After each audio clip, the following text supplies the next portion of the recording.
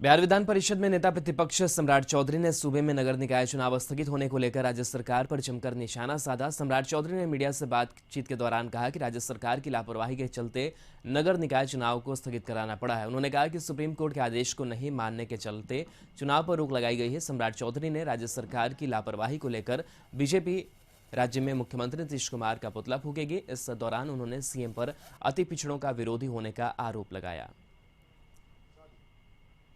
Court का आदेश 2021 में आया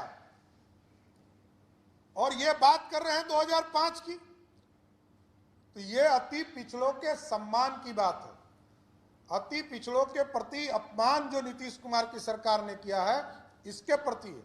और सबसे बड़ा चीज है कि हाई कोर्ट ने भी कहा है कि राज्य निर्वाचन आयोग स्वतंत्र काम करे, नीतीश कुमार के प्रेशर में काम नहीं करे। नीतीश कुमार ने जबरदस्ती अपने जिद में बिहार में नगर निकाय का चुनाव कराने का काम किया। ये मैं वरिष्ठ सहयोगी अरुण चौरसिया हमारे साथ जुड़े हुए हैं। अरुण, ईबीसी आरक्षण को लेकर के मसला काफी गर्म है। नगर निकाय जो चुनाव है वो टल गया है फिलहाल के लिए, लेकिन अब जेडीयू और बीजेपी काफी हमलावर एक दूसरे पर नजर आ रही है कि आपने ये नहीं किया तो आपने वो नहीं किया। क्या कुछ चल रहा है? ये जो नगर निकाय चुनाव में हाईकोर्ट के आदेश के बाद रद्द कर दिया गया है, 10 और 20 को मतदान होना था, तो इसका ठीकरा एक दूसरे पर फोड़ने के साथ ही माइलेज लेने की, चूँकि ईबीसी जो है वो एक बड़ा वर्ग है और कह सकते हैं कि जब दोनों गठबंधन, दोनों पार्टियां 2024 के लोकसभा की चुनाव की तैयारी में जुट गई है, तो इस वर्ग को ये दिखाने के लिए कि हम आपके हितैषी हैं और सामने वाला आपकी अनदेखी कर रहा है, आपकी मांगों को या आपके आरक्षण को खत्म करने की कोशिश कर रहा है, ये दिखाने की कोशिश दोनों पार्टियां कर रही है। दोनों तरफ से दोषारोपण हो रहे हैं और बड़े बड़े नेता जो हैं वो एक दूसरे पर आरोप लगा रहे हैं। लेकिन अगर वास्तविकता में देखें तो अगर ये सब कुछ जो हो रहा है उसमें कहीं न कहीं दोषी दोनों पार्टियां हैं।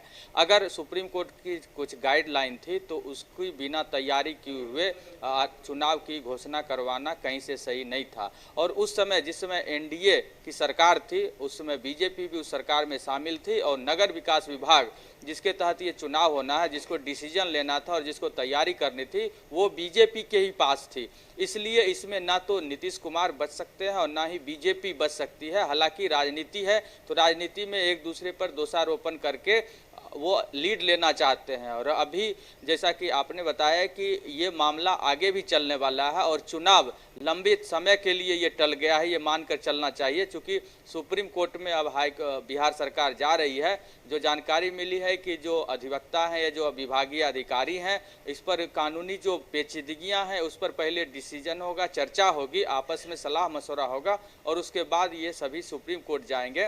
बिहार सरकार की दलील है कि उन्होंने जो चुनाव करवाने की घोषणा की थी और जो आरक्षण का प्रावधान किया था वो 2006 के आधार पर है और 2006 के आधार पर ही इससे पहले पंचायत के चुनाव हुए हैं और उसमें आरक्षण दिया गया है। वहीं जो याचिका दायर की गई थी वो 2010 के सुप्रीम कोर्ट के एक गाइडलाइन के एक आदेश के आधार पर की गई थी और बिहार सरकार का कहना है कि जब 2006 के आदेश को हाई कोर्ट और सुप्रीम कोर्ट मान ली है तो फिर 2010 की बात करना बेईमानी है। अब यही सारे तथ्य जो है सुप्रीम कोर्ट में रखी जाएगी। देखना है कि सुप्रीम कोर्ट क्या मानती है, क्या आदेश देती है, क्या हाई कोर्ट के फैसले को ही मानती है या बिहार सरकार की दलील को मानती है। लेकिन ये मान के चलना चाहिए कि अब चुनाव काफ़ी लंबे समय के लिए टल गया है और उन लोगों की परेशानी बढ़ी है जिसने नामांकन किया था, चुनाव की तैयारी की थी, चुनाव प्रचार प्रसार किया था। ये राजनीति जो आपने कहा, ये राजनीति आगे भी चलेगी, आरोप प्रत्यारोप का दौर चलेगा और एक दूसरे पर दोषारोपण होगा। आज बीजेपी नीतीश कुमार का पुतला फूंक रही है और फिर जेडीयू जो है एक सप्ताह तक बीजेपी का विरोध दिवस मनाएगी। तो मान के चलिए कि दोनों एक दूसरे को इस मामले में दोषारोपण कर रहे हैं और खुद को ईबीसी का हितैषी बता रहे हैं, जबकि हकीकत है कि कहीं न कहीं दोनों ने इसमें अपनी जो जिम्मेवारी थी उसका पालन नहीं किया था। चलिए, बिल्कुल, बहुत शुक्रिया अरुण तमाम जानकारी के लिए। बढ़ेंगे आगे बेगूसराय से खबर, जहां अलग अलग